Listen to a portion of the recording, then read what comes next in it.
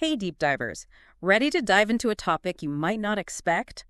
We're tackling the world of selling. Oh, yeah. Selling, you say. Yes, but before you think, hold on, I'm no salesperson, that's exactly why this is so fascinating. I'm intrigued already. We're about to unpack how selling has changed, and trust me, it's way more relevant to your life than you might think. Okay, you got my attention.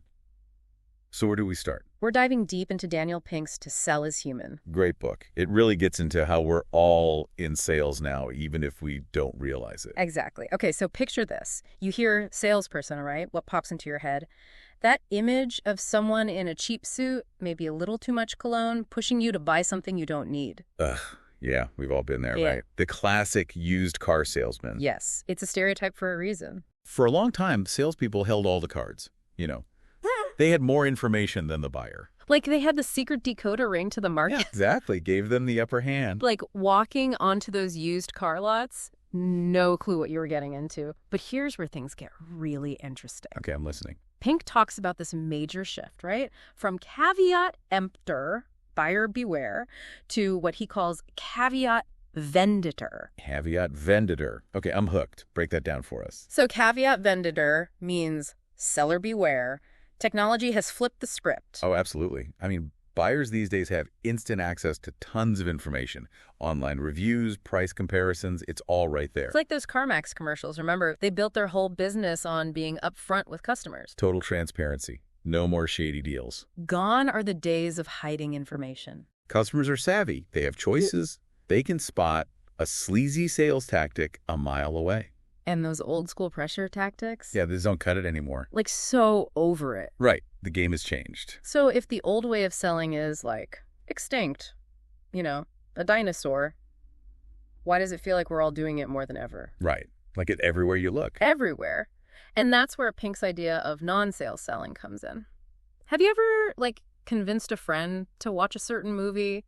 Or maybe, I don't know, gotten your family to agree on where to go on vacation? Oh, yeah. Trying to decide where to eat, even. Exactly. You're basically moving them toward a decision, right? It's persuasion, influence, guiding people toward an action or an idea. We're not necessarily selling a product, but we are selling something. Totally. It's like when I had to convince my team to try this new project management software, right? Wasn't selling a physical product. But you were selling the idea. Exactly. I was selling them on doing things differently. I love how Pink gives tons of examples of this. Yeah. Pitching an idea at work, negotiating chores with your partner. Even getting your kid to eat their vegetables. It's all non-sales selling. Totally. And get this, Pink says this whole shift, it's fueled by some major changes happening in the world. Like what? More and more people are becoming entrepreneurs, right? I mean, online businesses are popping up left and right. True. It's like everyone and their grandma has a side hustle these days. Right. And companies are becoming leaner too. So employees need to wear multiple hats. Pink calls this elasticity, being adaptable, taking on new roles. So you have to be like the tech support person, ND, the marketing guru, ND, the salesperson, all rolled into one. Exactly. He tells this story about Valerie, this ecologist who spends as much time pitching her research projects for funding as she does actually doing the research. Oh, wow. So you're not just an ecologist. You've got to be a salesperson for your own work. Exactly. And it highlights how crucial non-sales selling is in some of the fastest growing fields today, especially education and healthcare. Oh, interesting. So like EdMed, as Pink calls it. Yeah, where the focus is all about moving people towards knowledge and well-being. I mean, you think about it, teachers are basically salespeople. They're not just spitting out facts. They're trying to get students excited about learning, to see the world in a new way. Totally. That takes serious persuasion skills. And doctors, I mean, they're constantly trying to move patients towards making healthier choices. Right? They build trust, they build rapport to help patients make positive changes. It's not just about giving a diagnosis. It's so much bigger than that. Okay, so we've established we're all in sales now, right? But what makes someone actually truly successful in this new world of selling? $1,000,000 question, right? Totally. So Pink debunks some huge myths about this. And you might be surprised by what he found. Oh, yeah. He really breaks down some of those old school ideas. Okay, so spill the tea. What's myth number one? One of the biggest. That age-old mantra, always be closing. I cringe just hearing that. Right. Maybe it worked in the past. Yeah. But these days, it's way more about always be helping. I like that way better. Building trust and really understanding the other person, that's way more important than just pushing for the hard sell. It's like that famous scene in the movie Glenn Ross, remember? With Alec Baldwin? Oh, yeah, that intense sales meeting. Yes. He's all about the hard sell. Can you imagine that flying today? Oh, my gosh, no. Customers would be running for the hills. They would be out of there. Okay, so always be helping, not closing. Got it. What else? What's another myth? Another big one. That salespeople are just in it for the money. Oh, for sure. Just money hungry. Right. But Pink's research actually found that money, it's not the primary motivator for the best salespeople. Really? That's surprising. So what is it then? What makes them tick? It's more about finding purpose in their work, making a difference, really building relationships. And that goes for whether you're selling a product or selling an idea. Okay, so it's less about the transaction, more about the connection. Exactly. I like it. So if it's not about the hard sell or like chasing big commissions, what does make a top mover? What are those secret ingredients? Pink actually identifies 3 core qualities that are absolutely essential in this new landscape: attunement, buoyancy, and clarity. And trust me, these apply to so much more than just traditional sales. Okay, so attunement, buoyancy, and clarity. Those sound like pretty essential qualities for, well, pretty much anything, not just like closing deals. Absolutely. They're super relevant for just navigating life in general. So let's break it down. What's this attunement all about? So attunement is all about, really seeing things from the other person's perspective.